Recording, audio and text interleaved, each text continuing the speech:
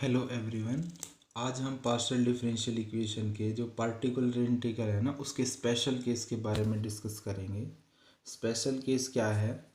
Suppose आपके पास ये partial differential equations हैं, हमें इसका पार्टिकुलर इंटीग्रल फाइंड आउट करना है। तो पार्टिकुलर इंटीग्रल का फॉर्मूला क्या हो जाएगा? 1/F(d, d) और right hand side function that is small f of a x plus B y. तो इस तरह से जब आपके पास आर्बिट्ररी फंक्शंस हो ए एक्स प्लस बी वाई का, तो उस केस में हम क्या करते हैं? सबसे पहले हम चेक करेंगे जो डिनोमिनेटर में जो हमारे पास एक्सप्रेशन है डी और डी डैश में, वो होमोजीनियस फंक्शन हम चेक करेंगे डिग्री एन का। अगर ये हमारे पास capital F of D comma D dash homogeneous function मिल जाता है डिग्री एन का, तो फिर हम इसको क्या करेंगे? A x plus B Y को यू पुट कर देंगे और यहाँ पे बन गया F of U. F of U का इंटीग्रेशन कर देंगे कितनी बार? N times with respect to U, इस तरह से। That is particular integral. अगर आपके पास ये है तो आप क्या पुट करेंगे? एक्स की जगह एक्स का जो कोफिशेंट है ए, उसको डी की जगह पे रिप्लेस करेंगे। वाई का कोफिशेंट है बी, उसको डी डैश की जगह रिप्लेस करेंगे। ठीक है, तो ये हो गया एफ ऑफ ए बी। और इसको पुट करेंगे यू, तो ये हो गया एफ ऑफ यू। अब एफ ऑफ यू का इंटीग्रेशन कितनी बार होगा? जितने डिग्री का ये होमोजीनियस पॉलिनोमियल होगा उतनी बार इंटीग्रेशन करेंगे। अगर ये एन डिग्री का होमोजीनियस फंक्शन है तो ये इंटीग्रेशन हो गया एन टाइम्स। ठीक है, एन टाइम्स। और कंडीशन ये है, जब x का कोफिशिएंट और y का कोफिशिएंट d और d डैश की जगह पे पुट करने पे f of a comma b non zero बनना चाहिए। ठीक है, अगर ये जीरो बन गया तो केस ऑफ फेलियर का कॉन्सेप्ट आएगा। केस ऑफ फेलियर में हमें क्या करना है? सबसे पहले ये F of D comma D dash है ना, इसके लीनियर फैक्टर बनाएंगे। लीनियर फैक्टर इस टाइप के बनाएंगे, इस तरह से। अब जैसे मान लो इसका factor F of D comma D dash कुछ इस तरह के लीनियर फैक्टर्स हैं या रिपीटेड फैक्टर्स होंगे। ठीक है, लीनियर रिपीटेड फैक्टर्स जैसे ये है। यहाँ पे क्या होगा? अगर x का कोफिशिएंट a d की जगह पे पुट कर दो, y का कोफिशिएंट b d डैश की जगह पे पुट कर दो, तो आपके पास 1/0 केस ऑफ फेलियर आ गया। तो उस केस में क्या करते हैं? उस केस में हम क्या करेंगे? नीचे ये देखेंगे, ये लीनियर फैक्टर की मैक्सिमम पावर अगर n है ना, तो x की पावर n से मल्टीप्लाई कर देंगे और इसको फिर डिफ्रेंशिएट करेंगे partially with respect to d n times, क्योंकि हमें इस एक्सप्रेशंस को एलिमिनेट करना होता है, ये हमारा मेन टारगेट होता है। तो ये क्या बन गया? n टाइम अगर इसको डिफ्रेंशिएशन करेंगे with respect to d partially, तो n के करस्पॉन्डिंग n फैक्टोरियल और d का कोफिशिएंट b है तो b की पावर n हो गया। और ये फंक्शन हमारे पास एज इट इज़ रहा।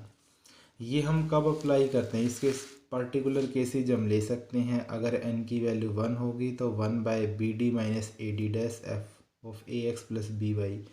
एक्स का कोफिशेंट a है, d की जगह पे पुट कर देंगे। y का कोफिशेंट b है तो d डैश की जगह पे पुट कर दिया। केस ऑफ फेलियर आ गया। केस ऑफ फेलियर आ गया तो क्या करेंगे? x से मल्टीप्लाई करेंगे और इसको with respect to d partially differentiate करेंगे तो b आ गया डिनोमिनेटर में, और ये फंक्शन एज इट इज़। तो इस तरह से हम प्रॉब्लम्स को सोल्व करेंगे जब हमारे पास केस ऑफ फेलियर हो। ठीक है, अब हम बात करते हैं क्वेश्चंस के बारे में। अगर हमारे पास सपोज ये वाला क्वेश्चन है, एग्जाम्पल नंबर 5। ठीक है, हमें क्या करना है? इस पार्शियल डिफरेंशियल इक्वेशंस को सोल्व करना है। सोल्व करना है तो कॉम्प्लीमेंट्री फंक्शंस आप निकाल लेंगे। सिर्फ पार्टिकुलर इंटीग्रल डिस्कस करते हैं इस केस में। ठीक है, अब पार्टिकुलर इंटीग्रल देखो, अगर हम मेथड यूज करेंगे, कौन से वाला मेथड यूज करेंगे? मेथड अगर हम यूज करें ये देखो c-x वाला मेथड, इंटीग्रेशन वाला मेथड अगर इसमें यूज करते हैं तो ये काफ़ी लेंथी बन जाता है। देखो प्रॉब्लम्स लेंथी बन गई। लेकिन अगर हमने जो भी मेथड डिस्कस किया था उस मेथड को लेकर के चलेंगे ना, तो ये जल्दी हो जाएगा हमारे पास। कैसे?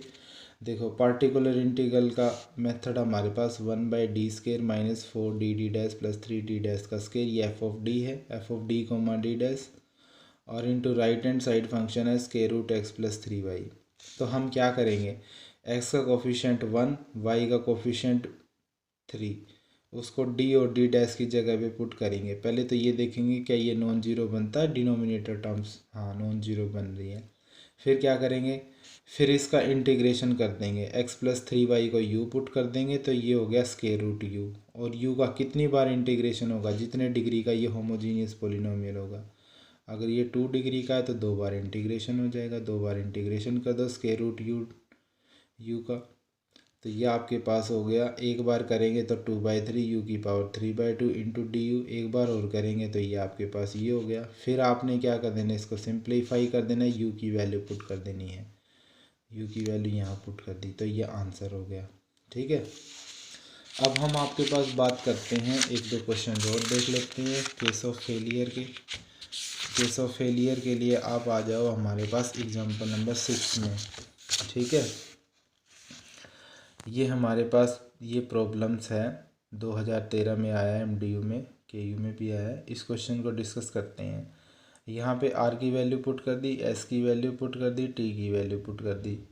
ठीक है, कॉम्प्लीमेंट्री फंक्शन निकाल लिया, डी की जगह पे एम पुट कर दिया, डी डैश की जगह पे 1 पुट कर दिया जेड के कोफिशिएंट में। फिर इसको 0 के बराबर पुट करने के बाद हमने फैक्टर बना लिए, एम की 2 वैल्यूज आ गई। ठीक है, उसके बाद कॉम्प्लीमेंट्री फंक्शंस को लिखेंगे सी एफ, सॉरी ये सी एफ है। ठीक है, तो ये क्या बन गया, -1 के करस्पॉन्डिंग बन गया कॉम्प्लीमेंट्री फंक्शन 5(1)(y)-x, और 3/2 के करस्पॉन्डिंग बन गया 5(2)(y+3/2) इंटू एक्स। इसको क्या कर सकते हैं, इसमें एलसीएम कॉमन करके 2y+3x का फंक्शन भी लिख सकते हैं इसको। ठीक है, पार्टिकुलर इंटीग्रल के बारे में बातचीत करते हैं। पार्टिकुलर इंटीग्रल हमारे पास क्या होगा, 1/F of D Goma D dash into right hand side. Right hand side में इसके फैक्टर बना लिए, 2 लीनियर फैक्टर। लीनियर फैक्टर बनाने के बाद हमने क्या किया, अलग यहाँ पे क्या है, यहाँ पे केस ऑफ फेलियर यहाँ आ रहा है क्योंकि x का कोफिशिएंट 1 पुट कर दिया, y का कोफिशिएंट -1 यहाँ पुट कर दिया। ठीक है, तो ये केस ऑफ फेलियर यहाँ बन रहा है, लेकिन इस फैक्टर में नहीं बनना, तो पहले इसकी वैल्यू यहाँ पुट कर देते हैं। इस मतलब इस फैक्टर को इसके साथ ऑपरेट करते हैं। ऑपरेट करने के बाद हमारे पास ये एक्सप्रेशन बन गया।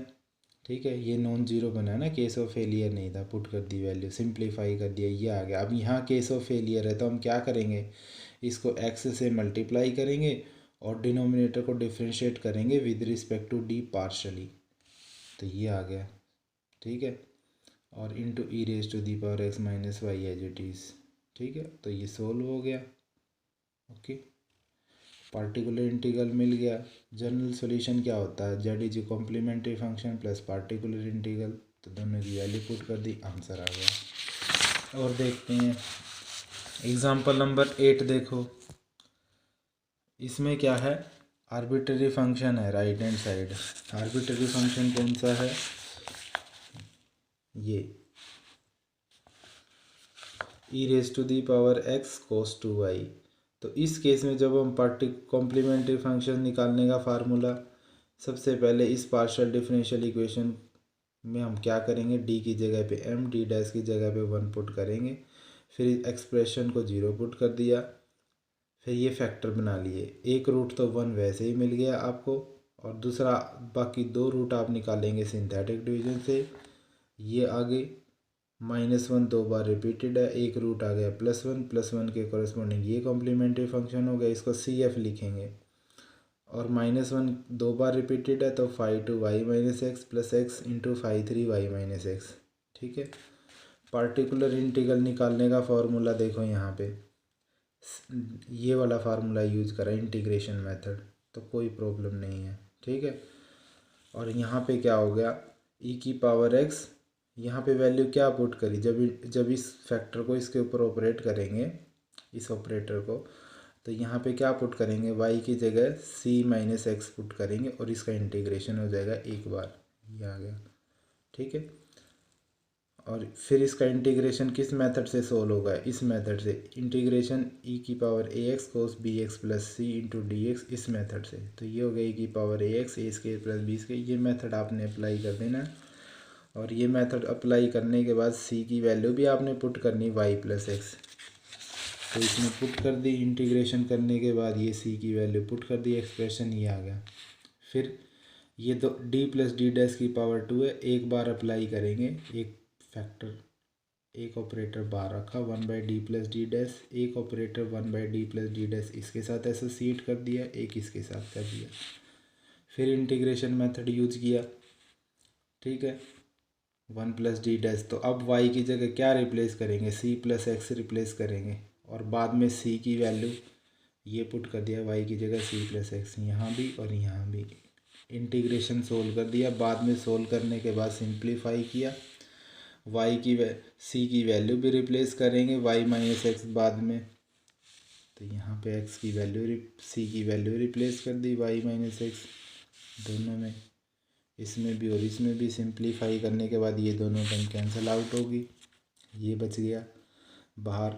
हमारे पास ये एक्सप्रेशन था, इसको फिर इंटीग्रेशन मेथड से सोल्व करेंगे तो y इंटीग्रेशन हो गया और y की जगह c प्लस एक्स हो गया। सोल्व कर लिया, सोल्व करने के बाद ये आ गया। फिर यहाँ c की वैल्यू हमने क्या पुट कर दी इस एक्सप्रेशन इंटीग्रेशन में, यहाँ c की वैल्यू हमने वापस पुट करनी y माइनस एक्स, यहाँ पुट कर दी, सिंप्लीफाई कर दिया, ये आ गया। तो कॉम्प्लीमेंट्री फंक्शन और पार्टिकुलर इंटीग्रल की वैल्यू यहाँ इस फॉर्मूले में पुट कर दी, जनरल सॉल्यूशन में, हमारे पास आंसर आ गया। तो इस तरह से हमें प्रॉब्लम्स को सोल्व करना है।